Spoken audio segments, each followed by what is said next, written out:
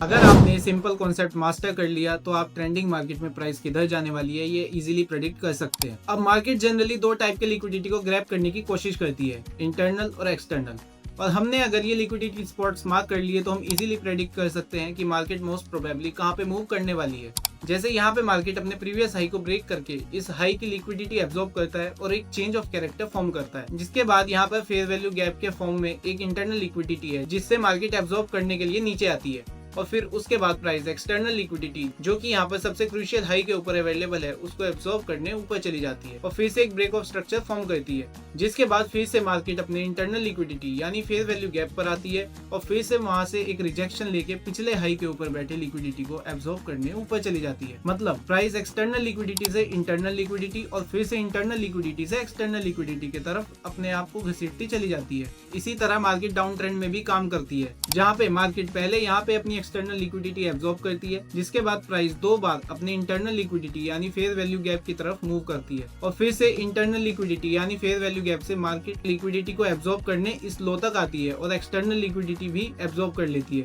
अब अगर आपने वीडियो एंड तक देख लिया है तो इसका मतलब आप एक अच्छे ट्रेडर बनना चाहते हैं। बाकी ऐसे ही वैल्यूएबल कंटेंट के लिए फॉलो कर लो चैनल को।